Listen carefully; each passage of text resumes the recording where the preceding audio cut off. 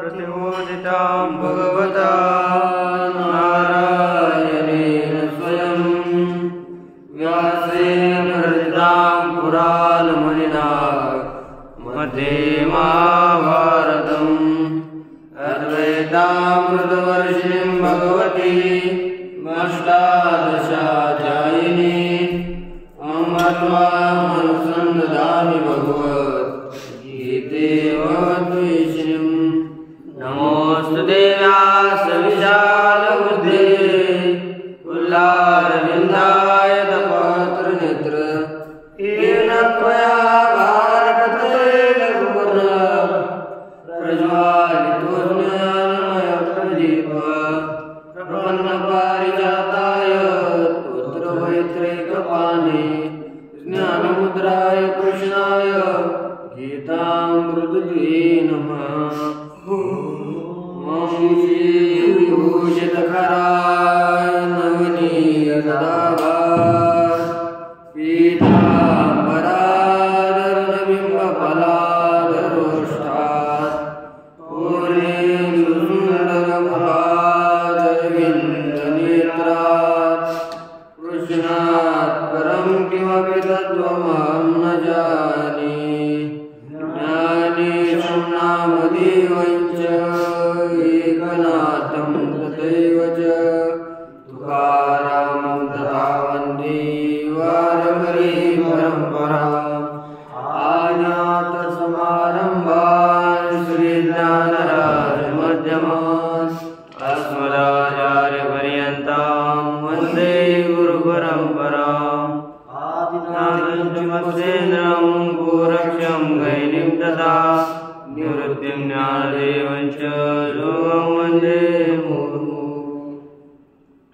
श्री भगवान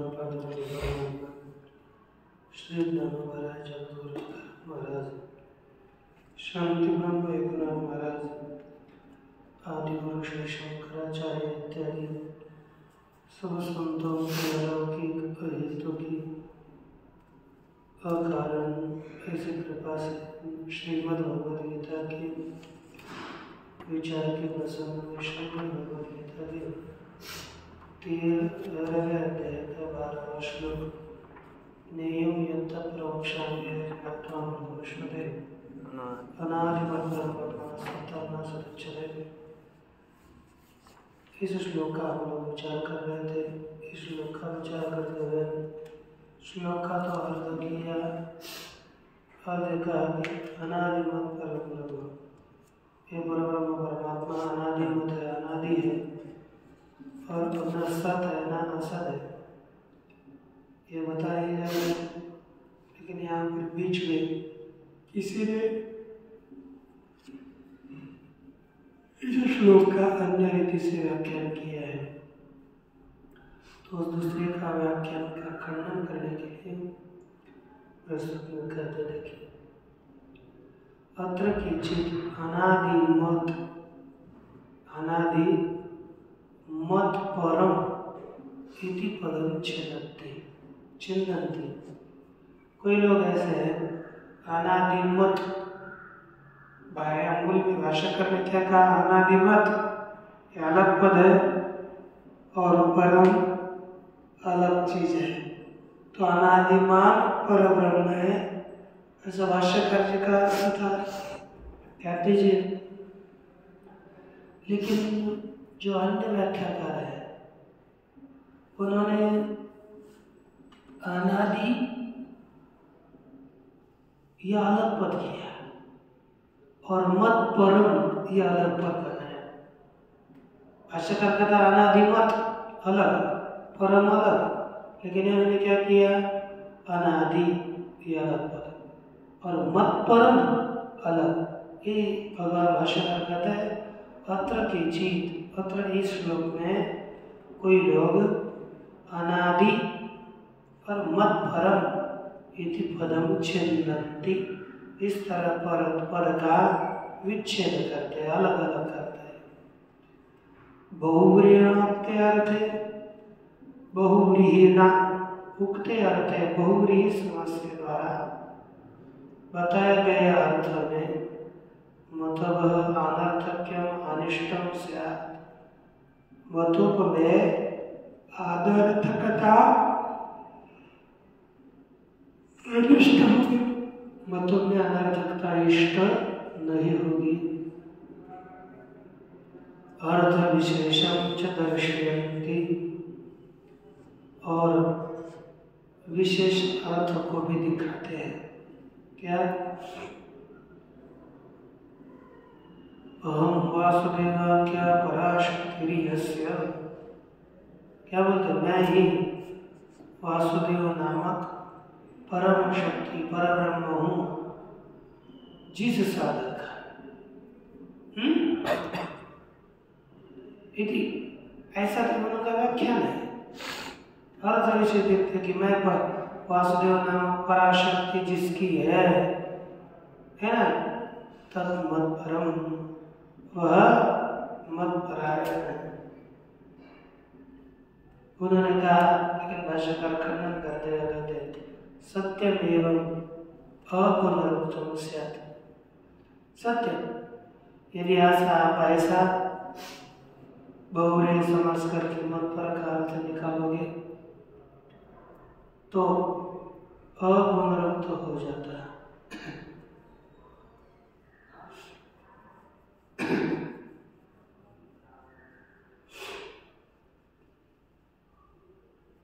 देखो, इन्होंने बताया बहुरे के द्वारा बताया गया अर्थ का मतुप में अनर्थ हो जाता है। यानी अनादि पद है ना, उनका क्या पता था? न आदि अस्य इति अनादि, तो हो गया। आदि नहीं जिसका उसको अनादि, तो अनादि मत किसको कहेंगे फिर? अनादि का अर्थ हो गया आदि रहित वाला, और अनादि वाला यहाँ पर अनादि के आगे पुनः मत जोड़ा है। अनादि पद से ही आदि नहीं है जिसका ऐसा सिद्ध होता है, बिना पुनः मत जोड़ना, ये क्या होगा? पुनरुक्ति दोष होता है। क्या दोष होता है? मतुप अनर्थ, क्या माने इष्टम से आदि बताया ना, मतुप अनर्थ अनिष्ट होगा, अर्थात मतुप में पुनरुक्ति दोष आ जाता है। तब इसलिए अनादि अलग पद और मत पर अलग पद करते हैं। और उन्होंने मत पर का विशेष अर्थ हमें वासुदेव नामक की परादेवता है शक्ति जिसका ऐसा मत पर यह अर्थ किया। लेकिन भाष्यकार उत्तर देते समय में कहते हैं, हाँ, सत्यम एवं अपुनरुक्तम से, सत्य एवं ऐसा अपुनरुक्त दोष होता मान्य। अर्थश्चेत संभवति, यदि ऐसा अर्थ संभव होता तो अपनुक्ति दोष आता, न तो अर्थ संभवति। लेकिन यह अपने अर्थ का पुनरुक्ति दोष का वारण हो जाता। यदि आपने बताया हुआ अर्थ संभव होता तो ये पूरा कुछ ध्यान दे दो, तो आपने बताया हुआ अर्थ संभव नहीं।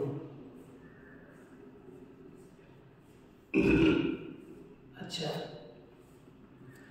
ब्रह्मण सर्व विशेष प्रतिषेधेनैव विजिज्ञापेक्षितत्वात्, ब्रह्म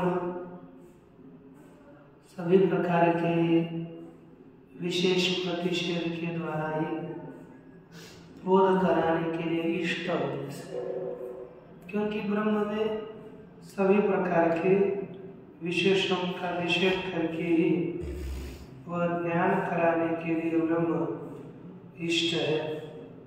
ऐसा स्वतंत्र ब्रह्म ज्ञान कराने के लिए,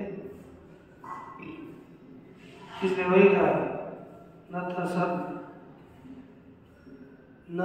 सत तन्ना सद उच्चते, वह न सद कहा जाता है न असद कहा जाता है, वो सद भी नहीं कहा जाता और असद भी नहीं कहा जाता। ठीक कि नहीं?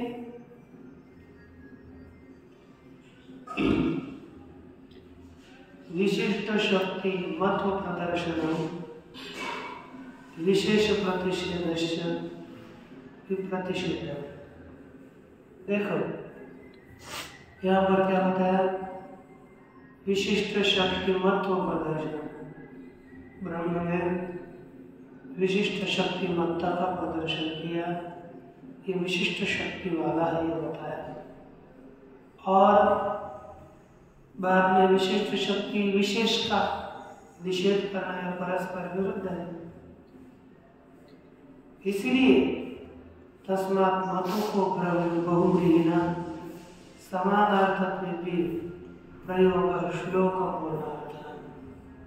इसलिए मतों बहुव्रीहिणा समानार्थक में, अर्थात मतों प्रत्यय करना मत और ना अनादि, मत का भी अर्थ है वाला, और बहुव्रीहि समाज में करेंगे तो उसका अर्थ क्या निकलता है, वाला।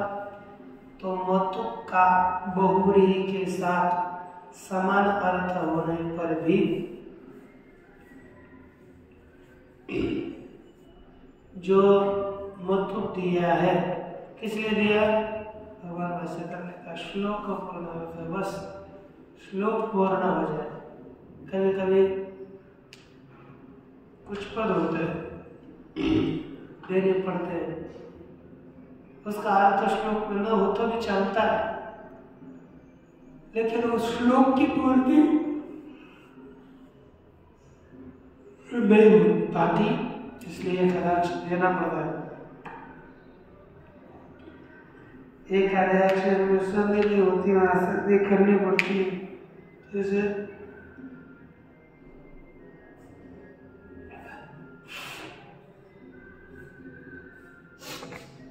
सोच लो कि इस सूत्र के द्वारा हमने विसर्ग का लोप किया और संधि करी, ऐसा भी कभी पाद पूर्ति के लिए करना पड़ता है। इसलिए यहाँ पर मत केवल पाद पूर्ति के लिए दिया है, उसका वहाँ पर कोई भी अन्य अर्थ नहीं है। इसका ज्ञान का फल क्या है, अमृत फलम नेयमया उच्यते इति प्ररोचनाभिमुखी कृत्य। अमृत फल वाला ज्ञेय, किस ज्ञान को जानेंगे तो क्या हो गया, हमें अमृतत्व रूपी फल की प्राप्ति होगी। अमृत फल वाला ज्ञेयम मया उच्यते, ज्ञेय तत्व मेरे द्वारा कहा जाता है। यदि प्ररोचनेन अभिमुखी कृत्य, इस प्रकार रुचि उत्पादन के द्वारा अभिमुख करके, कैसा करके, अभिमुख करके, न सत् तस्नेयम उच्यते इति, वह ज्ञेय सत न उच्यते, उस ज्ञेय को सत नहीं कहा जाता। नापि तो असत उच्यते, और उस ज्ञेय को असत भी नहीं कहा जाता। अभिमुख करके फिर ज्ञेय क्या कहा जाता है बताओ, कहते न सद उच्यते न असत उच्यते, इन शब्दों का प्रयोग किया। उसको अभिमुख करके ही बताया, न सत कहा जाता है न असत। तो अब इसके ऊपर शंका पूर्वक समाधान कर देना। महता परिकर बंधन कंठरवेण उद्घुष्य,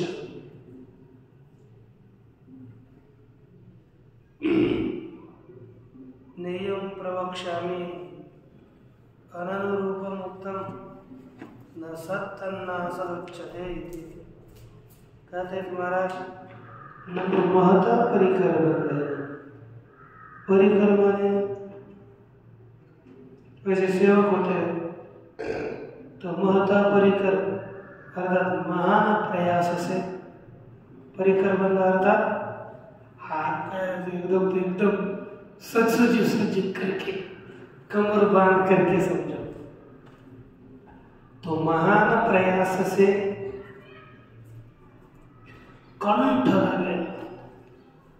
जोर की आवाज से, कंठ रव, कंठ का शब्द, रव माने शब्द है ना, और कौन सा शब्द, कंठ का शब्द, महता कंठ और बड़ा शब्द, ऐसे महान ऐसे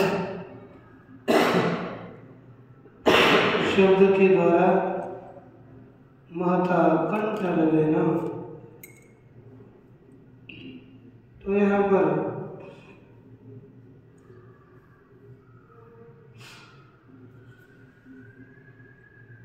उद्घोष,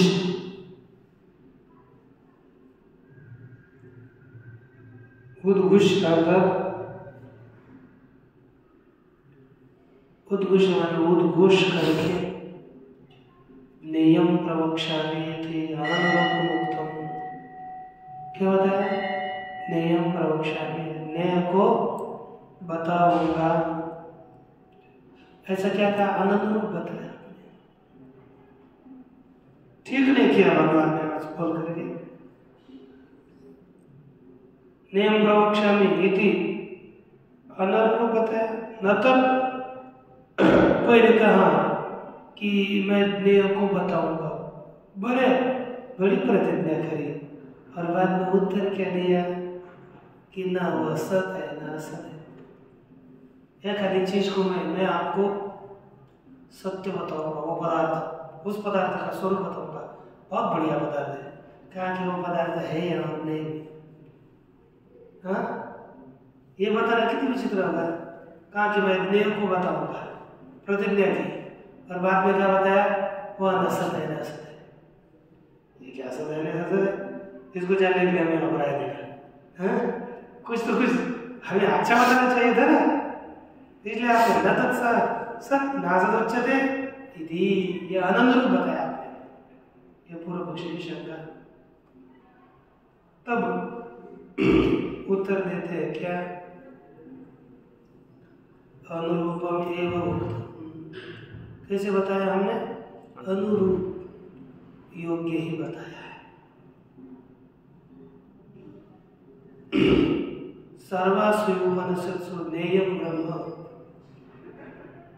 सभी उपनिषदों में ज्ञेय ब्रह्म है, नेति नेति अस्थूलम अनु,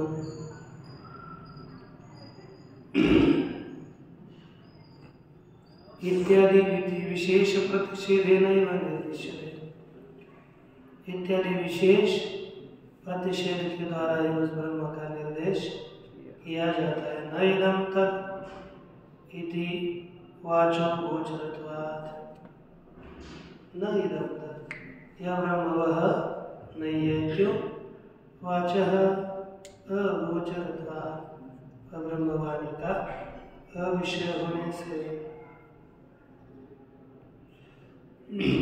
क्योंकि इदं तत् ऐसा निर्देश नहीं किया जाता, एक आगे है, निर्देश के आगे कॉमा है ना, उसको निकालो, ऐसा चाहिए,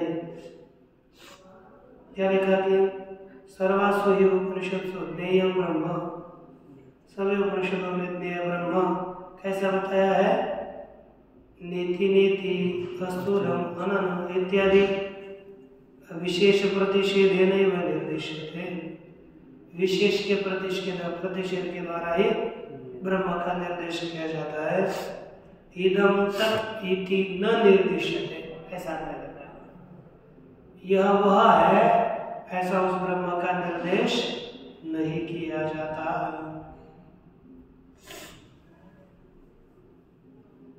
क्यों, वाचा अगोचर, वह ब्रह्म वाणी का अविषय होने से,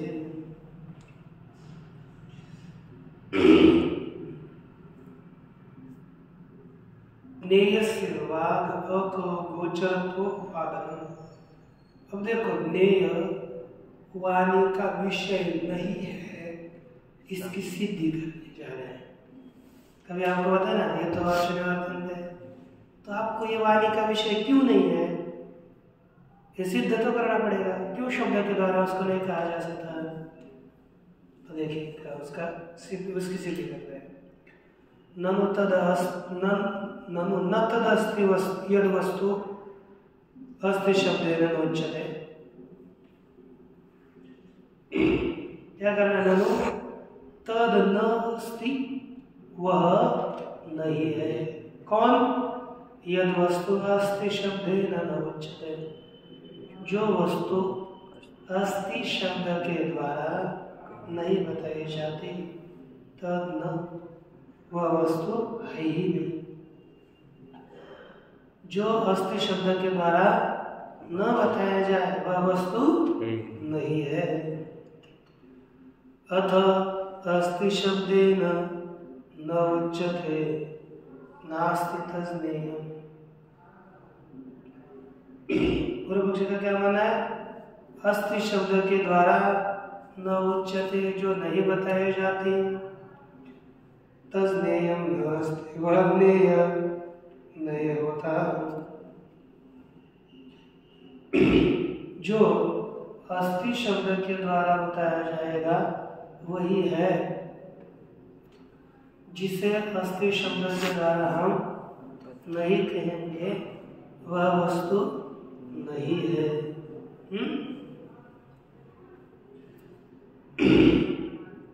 विप्रतिषिद्धम च ज्ञेयं तत्, वह ज्ञेय अतिशय विप्रसिद्ध है, विप्रतिषिद्ध विरुद्ध है। अस्ति शब्देन न उच्यते इति च, जो अस्ति शब्द के द्वारा नहीं बताया जाता इत्यादि, यह अतिशय कैसा है? विरुद्ध है। न तावत नास्ति, देखो क्या है ना, ज्ञेयं तत् ये बोलना, और वह अस्ति शब्द के द्वारा नहीं बताया जाता, ऐसा बोलना विरुद्ध है कि नहीं? कहा हमने रोहित को रोहित जानने योग्य है, रोहित मानो आदमी जानने योग्य है, अच्छा है कि खराब है, और बाद में कहा रोहित को है, इस शब्द से नहीं कहा जाता, अर्थात वो है ही नहीं है, फिर उसका अभाव मर गया कहा। तो एक ही वस्तु को जानना चाहिए और वह उसको है नहीं कह सकते, ये विरोध है कि नहीं? जो पदार्थ है तो उसी को तो जानेंगे, है ना? कहते न तावत नास्ति, नास्ति बुद्धि विषयत्वात्, जो ब्रह्म है वह नास्ति तीनों, ब्रह्म नहीं है ऐसी बात नहीं है। न तावत नास्ति तीनों,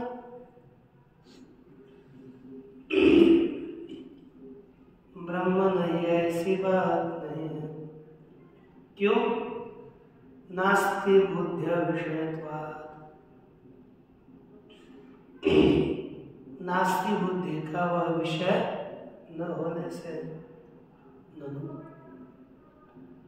सर्वाः बुद्धयः अस्ति नास्ति बुद्ध्यनुगता एव, सभी बुद्धियां अस्ति नास्ति इत्यादि बुद्धि से अनुगति है। क्योंकि कहीं ना कहीं किसी न बुद्धि में अस्ति होगा, किसी बुद्धि में नास्ति होगा। यदि घट पदार्थ आगे है तो उस समय होगा घटो अस्ति, घट पदार्थ नहीं है तो घटो नास्ति। अस्ति और नास्ति इसी बुद्धि से अनुगत सभी बुद्धियां हैं। तत्र एवं सति ज्ञेयम् अपि अस्ति बुद्ध्यनुगत प्रत्यय विषयं वा स्यात्। तत्र एवं सति, वहाँ एवं सति ऐसा होने पर, ज्ञेयम् अपि ज्ञेय माने विषय भी, अस्ति बुद्ध्यनुगत प्रत्यय विषयं वा स्यात् अस्थि इस बुद्धि से अनुगत ज्ञान का विषय होता। क्या होता? ज्ञान का विषय हो जाता।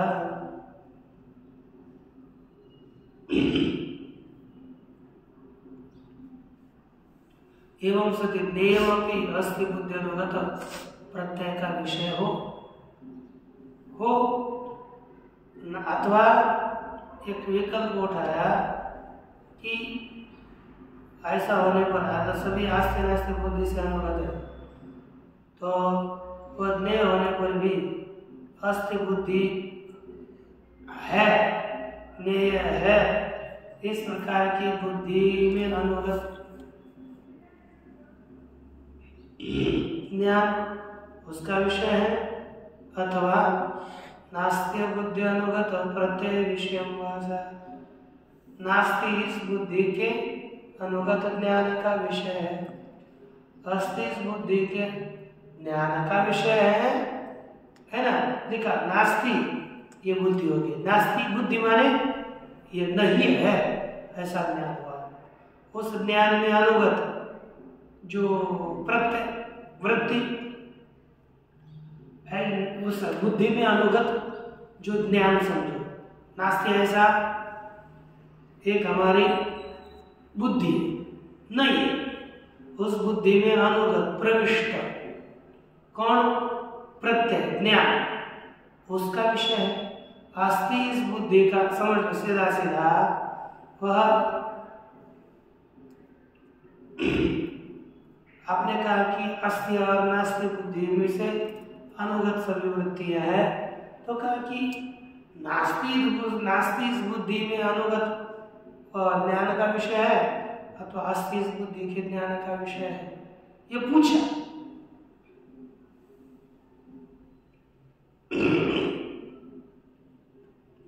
तो कहते कि न, यह कहना ठीक नहीं है। क्यों? अतीन्द्रियत्वेन उभय बुद्धि अनुगत प्रत्यय विषयत्व। सिद्धांत कमान में देखो, ब्रह्म कैसा अतीन्द्रिय, किसी भी इंद्रिय का वह विषय नहीं होता। ब्रह्म अतीन्द्रिय होने के कारण उभय बुद्धि अनुगत दोनों बुद्धि नास्ति और अस्थि इस प्रकार के दोनों बुद्धियों में अनुगत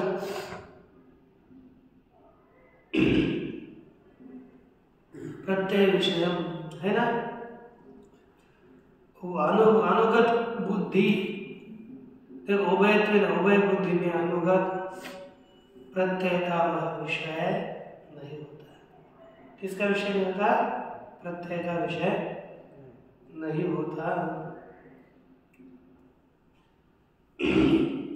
यदि इंद्रियगम्यं वस्तु घटादिकं तद अस्ति,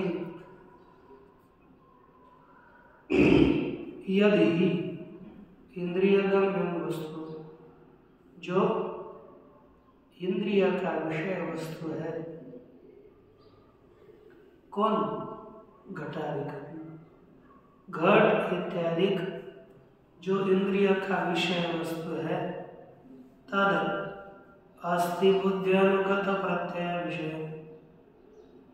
वही अस्ति इस प्रकार बुद्धि में अनुगत जो प्रत्यय, उस प्रत्यय का विषय है। अर्थात देखो, चषक ग्लास ये किस बुद्धि को है? जो इंद्रिय गम्य है कि नहीं, इंद्रिय के द्वारा दिखती है। जो वस्तु इंद्रिय के द्वारा दिखती है, जैसे ग्लास, इसको क्या कहेंगे हम? अस्थि। क्या कहेंगे? अस्थि। यही अस्थि इस बुद्धि का अनुगत ज्ञान का विषय है। यह वस्तु कैसी है?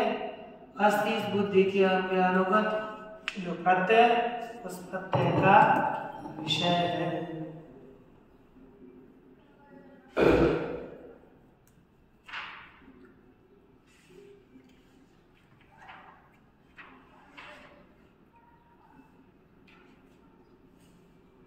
नास्ति बुद्धि अनुगत प्रत्यय विषय से। अभी यही जो प्रत्यक्ष का विषय है ना, इसका आस्ति बुद्धि क्या अनुगत विषय प्रत्यय बुद्धि नास्ति बुद्धि अनुगत प्रत्यय का विषय होगी या तो आस्ति, इस प्रकार के बुद्धि में अनुगत प्रत्यय का ज्ञान का या चषक विषय होगा। ये किसे हम आस्ति कहेंगे अथवा इसको नास्ति। ठीक ना? इदम तो ज्ञेयम अतीन्द्रियत्वेन। यह ज्ञेय कैसा है? अतीन्द्रिय होने से। बोले यह ज्ञेय कैसा है? अतीन्द्रिय होने से। शब्दैक प्रमाण गम्यत्वात्। कैसा ये? केवल एक शब्द रूपी प्रमाण के द्वारा ही गम्य जानने योग्य होने से। ठीक नहीं? न घटादिवत उभय अनुगत उभय बुद्धि अनुगत प्रत्यय विषय। इसलिए ब्रह्म कैसा है? इंद्रिय के द्वारा जानने योग्य नहीं ना, क्योंकि जैसे अतीन्द्रिय होने से अथवा अर्थात केवल एक शब्द के द्वारा यह ब्रह्म जाना जाता है। इसलिए उभय बुद्धि अनुगत प्रत्यय विषय व ब्रह्म दोनों प्रकार के बुद्धि में अनुगत प्रत्यय का विषय है। इति न प्रत्यय विषय और प्रत्यय का विषय नहीं है, इसलिए न सत तन्ना सदुच्यते। वह सत नहीं कहा जाता और असत भी नहीं कहा जाता।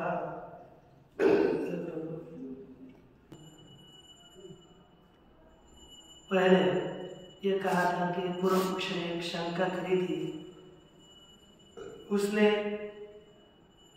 नेयम यत्त प्रवक्ष्यामि यज्ञात्मृतमश्नुते अनादिमत् परम ब्रह्म न सत्तन्ना सदुच्यते। इस श्लोक में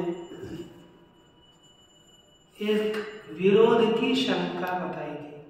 उसने कहा था कि भगवान ने ये विरुद्ध बताया है, ठीक नहीं बताया। क्या कहा कि ज्ञेयम प्रवक्ष्यामि, पहले का प्रतिज्ञा करी कि मैं ज्ञेय को बताऊंगा और बताने का समय आ गया, तब कहते न सत ना सदुच्यते। उसको सद भी नहीं कहते और असत भी नहीं कहते। ये क्या मानना होता है? बताए कि मैं गाय को आपको दिखाऊंगा बताऊंगा, और कहते कि गाय को सद भी नहीं कहते और असत भी नहीं कहते। ये बताने का कोई तरीका होता है क्या? तो देख, यदि यह गाय है, ये ऐसा हाथ पकड़ कर उसको सींग पकड़ को बताते कि यह गाय है, और आप क्या कह रहे हैं? नेम को बताऊंगा और बाद में कहते हैं न उसे सत कर रहे न सत कर दे। फिर हम क्या समझे? ये विरुद्ध बताया कि नहीं आपने? ये पूर्व पक्ष कहता है कि पूर्व पक्ष ने शंका कर दी, विरुद्ध कहा, तो सिद्धांत बोलते हैं उसको, अरे तूने जो कहा था कि विरुद्धम उच्यते नेयम तत् न सत तन्ना सद उच्यते इति। वह नेय है और वह न सत कहा जाता है और न असद कहा जाता है। इस तरह से तूने जो कहा था कि वो विरुद्ध बताया है, न विरुद्धम, वह विरुद्ध नहीं है। जो तूने शंका करी थी विरुद्ध है, भाषा करने क्या कहा? वह विरुद्ध नहीं है। क्यों? अन्यदेव तद विदिताद अथवा अविदिताद अधिक। वह विदित से अन्य है और अविदित से भी अन्य है। इति श्रुति, ऐसी श्रुति होने से। श्रुतिरपि विरुद्धार्थात् से इति चेत्, श्रुति भी विरुद्धार्थ वाली है। ऐसी यदि शंका उदगते यथा यज्ञाय शालाम आरभ्य कोई तद्वेद यदि अमुष्मिन् लोके अस्ति वा न वेति। कहते कि श्रुतिरपि विरुद्धार्थात् से, क्योंकि कहा ना ये विरुद्ध नहीं है, इसलिए उसने प्रमाण कर दिया क्या केनोपनिषद की श्रुति थी पर कहा अन्य देव तद विदिता अथवा अविदिता आदि, वो अविदित से भी अन्य है, ऊपर है, और अविदित से भी अन्य है। ऐसी श्रुति होने के कारण ये ब्रह्म में परस्पर ऐसे शब्दों का प्रयोग होता है, ये विरुद्ध अर्थ नहीं है। तो पूर्व पक्षी क्या बोलता है, महाराज आप श्रुति को प्रमाण ही मत दो, वो भी तो विरुद्ध अर्थ वाली है, वो कैसी बहुत सीधी है, वो भी आप ऐसा प्रमाण दे रहे हो जो विरुद्ध और कहते हैं वो सीधा है, वो भी विरुद्ध अर्थ वाली ही है, क्योंकि वो विदित से भिन्न है, अर्थात वो ज्ञान का विषय नहीं है कि नहीं। विदित अर्थात ज्ञान का विषय, ज्ञान के विषय से भिन्न है, और ज्ञान का जो विषय नहीं है उससे भी भिन्न है। यह श्रुति भी विरुद्ध अर्थ वाली है, दिखती कि नहीं। वो ज्ञान का विषय है तो आज्ञा क्या होता है ना, कोई ज्ञान का विषय नहीं है तो अज्ञान का विषय होना चाहिए, कोई अज्ञान का विषय नहीं है तो ज्ञान का विषय होगा, इतना ही है।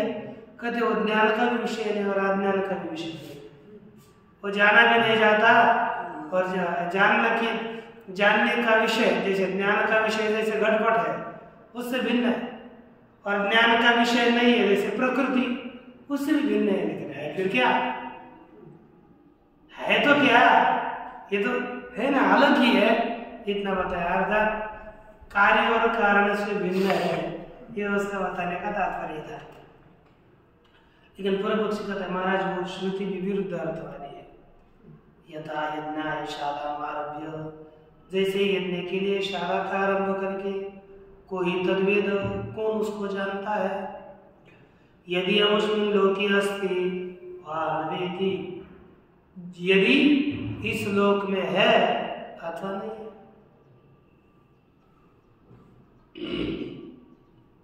इति एवं से है ना, यह सभी विरुद्ध है यज्ञ के लिए, यदि अथवा है अथवा नहीं है, कौन उसको जानता है।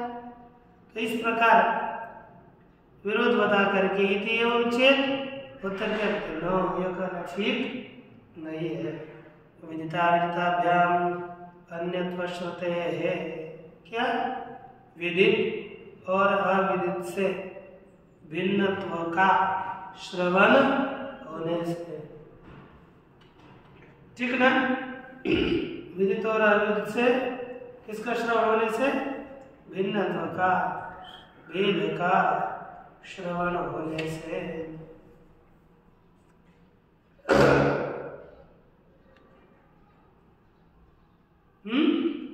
ये विरोध नहीं है। अवश्य विज्ञार्थ प्रतिपादन परत्वात् विदिता ज्ञान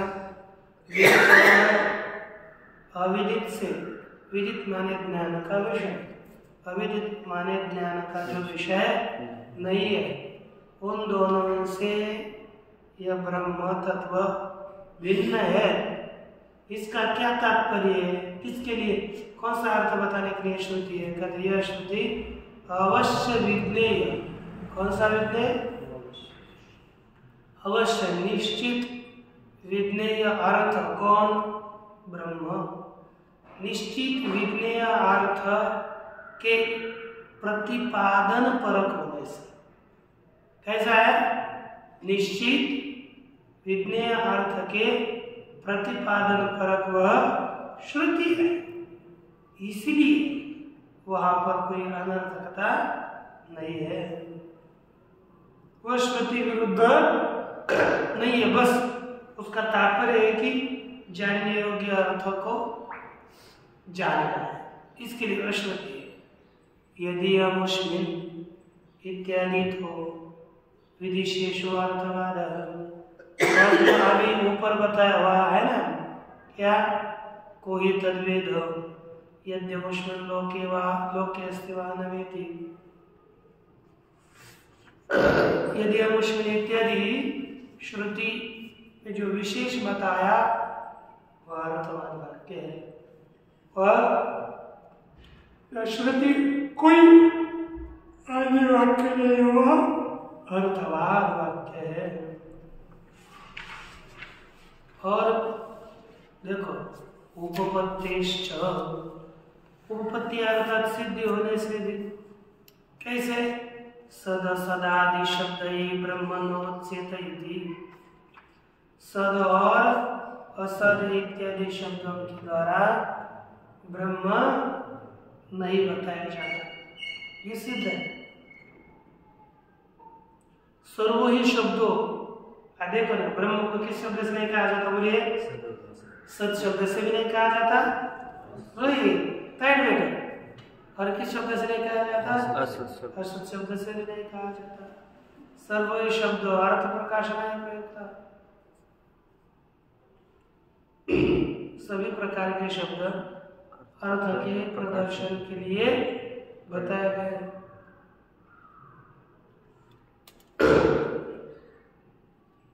श्रूयमाणश्च श्रोत्र भी, और श्रोताओं के द्वारा सुना जाने वाला, क्रिय,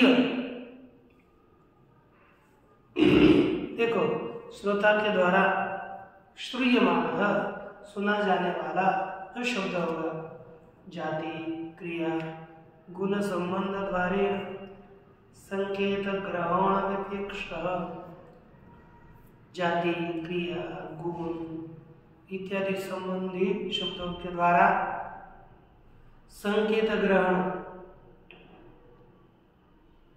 सव्यपेक्षा,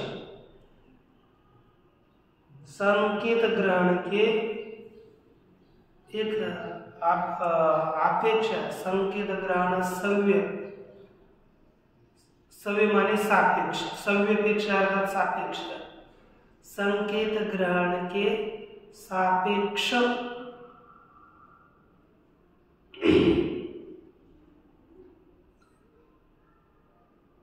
अर्थ, वह शब्द सुना जाने वाला, संकेत ग्रहण की अपेक्षा करने वाला वह शब्द अर्थम प्रत्यायति, अर्थ का बोध कराता है।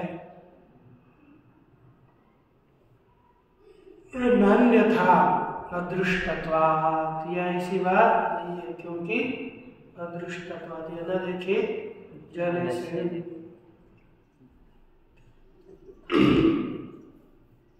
कहते दिया था जैसे गौ अश्व इति वा जातितः, क्योंकि गौ गाय घोड़ा, इसका बोध किसके द्वारा होता है, जातितः, क्योंकि गोत्वान गौ और अश्वत्वान अश्वा, यहाँ पर ऐसा जो बोध होता है वो गो में और अश्व में, गोत्व और अश्वत्व ये जाति रहने के कारण हमें गो शब्द के द्वारा गोत्व विशिष्ट गौ और अश्वत्व विशिष्ट अश्व का बोध होता है, ये जाति से बोध है। दूसरा वो पढ़ता है, पचती है ना, पचती माने पकाता है, पचती अर्थात पढ़ता है, ये बोध हो रहा है किसी व्यक्ति का, पचती पचाता है, इसलिए वो पाक करने वाला है ना। तो ये पचती पठती इत्यादि बोध जो हो रहा है वो क्रिया से हो रहा है, जाति क्रिया संबंध क्या आगे बताएंगे, लेकिन गुण शुक्ल कृष्ण इति वा गुणतः, काला सफेद, ये गुण के अनुसार बोध होता है। धनी गोमान इति वा संबंध, देखो धन का संबंध जिस व्यक्ति के साथ है उसको क्या कहते हैं, धनी, है ना। तो ये संबंध के अनुसार यह इसका ज्ञान होता है, न तो ब्रह्म जाति मत ब्रह्म जाति वाला नहीं है, इसलिए सद इत्यादि शब्द का वाच्य नहीं है। ठीक ना? दूसरा नाभि गुणवत, ब्रह्म गुण वाला नहीं है, जिसके कारण गुण शब्द के द्वारा ब्रह्म का निरूपण हो जाए। क्यों? ब्रह्म निर्गुण है। नाभि क्रिया शब्द वाच्यम, ब्रह्म क्रिया शब्द का वाच्य भी नहीं है, क्रिया शब्द का विषय भी नहीं है। क्यों नहीं है? उसका कारण निष्क्रियता, ब्रह्म निष्क्रिय है। निष्कलम निष्क्रियम शांतम, ऐसी श्रुति होने से ब्रह्म में किसी प्रकार की क्रिया नहीं होती। न जो संबंधी, ब्रह्म किसी का संबंधी भी नहीं है। एकत्वाद, अद्वैतवाद, अविषयत्वाद, ब्रह्म एक, अद्वितीय और अविषय, इसका भी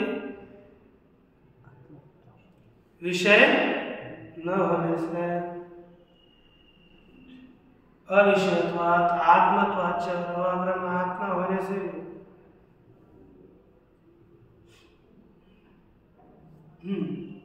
आत्मत्वाच न केनचित शब्देन उच्यते इति उक्तम। इसलिए वह शब्द ब्रह्म किसी भी शब्द के द्वारा नहीं बताया जाता, यही कहा जाता है। इति उक्तम, यह योग्य है। यतो वाचो निवर्तन्ते इत्यादि स्तुति, और यतो वाचो निवर्तन्ते इत्यादि स्तुतियों के द्वारा भी ब्रह्म किसी का विषय नहीं है, यही क्या होता है। और आगे इसके बाद हम ब्रह्म स्वरूप का ही प्रतिपादन करेंगे आगे के श्लोक से। पूर्णमदः पूर्णात् पूर्णमुदच्यते पूर्णस्य पूर्णमादाय पूर्णमेवावशिष्यते। ओम शांति शांति।